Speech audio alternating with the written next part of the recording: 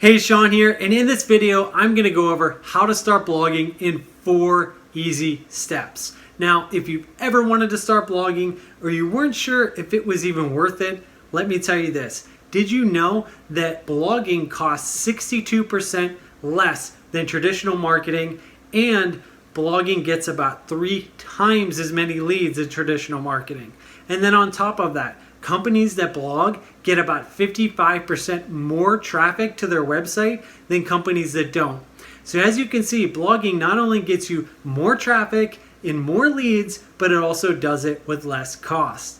So therefore, if you aren't blogging already, you should be. And in this video, I'm going to show you how to start doing that in these 4 easy steps that you can apply right after you finish watching this video.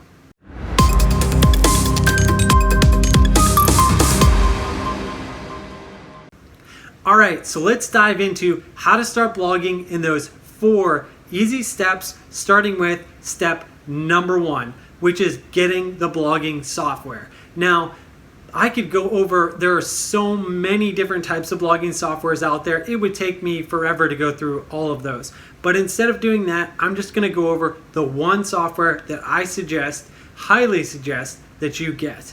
And before I do that, let me tell you, there are 2 different types of blogging softwares. One that goes onto your website and one that's off of your website. You should get the kind that goes onto your website. And the reason is because you're driving traffic to those blogs that you're writing. You want that traffic to spill over into your website and those people to potentially become leads and sales and customers for you. On top of that, having the blog on your website is going to send positive signals to Google because you're creating more content, you're bringing traffic to your website. Those are all things that Google and other search engines like to see, and therefore your website as a result of that is going to start to rank higher or better in the search engines. So there you go. Make sure to get software that goes onto your website. Now, the type or name of the software that I suggest is called WordPress. And there's a few reasons that I suggest that you get that software. One is that it is by far the most popular. The most popular in the sense that probably about 60% of all blogs are created on WordPress. Again, having that being popular, also what that does for you is that a lot of people have created sort of features or plugins or add-ins because it's so popular. So therefore, the WordPress software itself, its core features have been extended. You're able to do a lot of different things that you couldn't normally do, and a lot of other blogging platforms just don't have the capability of doing out of the box or easily added onto. So that's one reason. The other thing is that WordPress is actually pretty simple and intuitive compared to a lot of these other softwares out there. So there you go. That's a software I suggest, getting WordPress, getting it onto your website. Now, setting it up and installing it, if you need help with that, reach out to us and we can talk to you about that. Now, once you've got it set up and installed on your website, you're ready to move on to step number 2, which is actually creating a content schedule. So when you're going to actually publish these blog posts. This is so critical, and a lot of people just skip this step. And it's very important because you want a consistent schedule. People are going to be more likely to come back and read your blog posts if you're posting on a consistent basis. As well, search engines like to see that consistency. So those are a few reasons you should have an actual schedule that you're posting on. Now, how often should you post? You should do it as often as you can, and obviously making sure that your content is quality. And on a sort of minimum basis, I would say probably about 1 to 2 blog posts a week is about a good minimum to do. Now, once you first start your blog post though, I would actually suggest you do a lot more often. Initially, for example, maybe you would do 1 a day for a whole week or 2 weeks, and then sort of ease into your normal content schedule, whatever that might be for you. So there you have it. Once you've planned out how often you're going to publish your blog post, you're ready to move on to step number 3, which is actually writing the blog post. Now, every blog post, every blog software out there has its own unique way of developing and writing it and posting it. To make that simple or kind of give you a trick with that, even with WordPress, if you're not quite familiar with it, one thing you can do is write the blog post in something like Microsoft Word or some program you're already familiar with, and then copy and paste it into your blog software.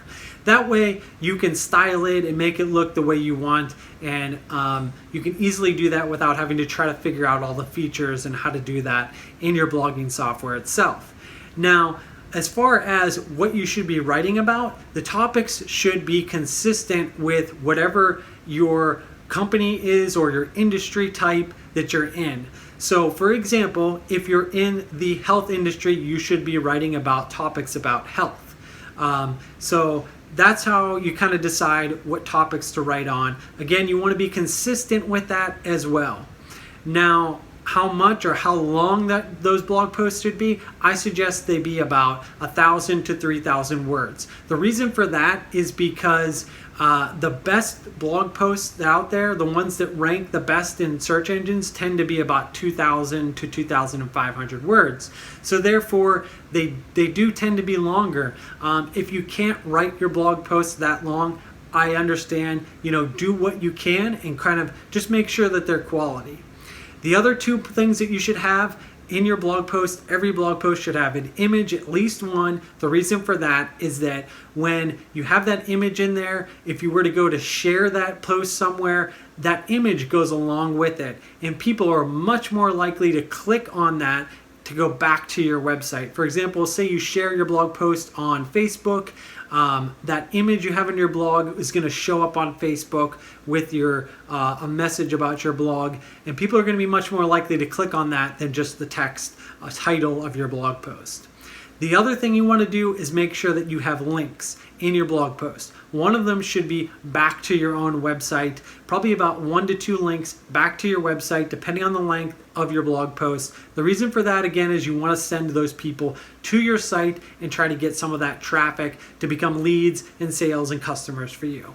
The other thing you can do is also link out 1 or 2 times to other quality sources that maybe relate to the exact topic they're talking about. That's going to help in a couple ways. One, people are going to see that, notice that, and they're going to value that you know about these other sources. Number 2, it helps with search engines because they then understand that you understand that your topic is about the same topic that somebody else wrote about. And if they're a quality site or maybe an authoritative site in your industry or whatever topic you're talking about, that's also going to sort of add to the benefit of your blog post. Google will notice that you know that that's an authority, and they will give you a little bit, so I guess you could say a little credit for that. So there you go. Those are the things you want to include in your blog post itself. Now, once you've written it, you want to go ahead and publish it. And then you're ready to move on to the final step, step number 4. Which is probably one of the most important steps, and that is promoting your blog post. A lot of people don't do this step. A lot of people don't even really think about this step, and they just put a blog post out there and just hope and wish and pray that somebody shows up to their website or their blog. You want to actually be proactive about that. And there are many different ways you can promote your blog, but here are 2 ways that are free that I suggest you do every time you publish a blog, and that is number 1, send it out to your email list. And you can, if you don't have a list, you can just create a list of all of your past, current clients, and any friends and family, and just send them a little excerpt from your blog and a link to that blog post, and that'll sort of give them a teaser and get them to click and go to your blog. The other thing you want to do is share it on all of your company's social media and even your personal social media accounts. That way you're getting your blog out there. It's going to do a couple things. Obviously drive traffic from the social media sites, and then also Google does like to see, and other search engines too, like to see you how many links are coming to a particular blog post from social media. They value that, and the more that you have with that, the more quality ones of those you have, the higher value that blog post seems to be to those search engines such as Google, etc. And they will therefore rank it and your website higher as a result. So there you go. Those are the 4 things or 4 steps that you should take that are easy, that you can put in place now to start creating your blog posts today and getting your blog out there. Now, if you need help with any of that, I've put a link in the description for a free evaluation where we can go over all of this and kind of give you a game plan. Look in the description for the link for that, fill that out, and get in touch with us. And if you're on YouTube watching this video, make sure to give us a thumbs up. And then also make sure to follow our channel and click the bell icon so that you get notified every time we create these awesome videos.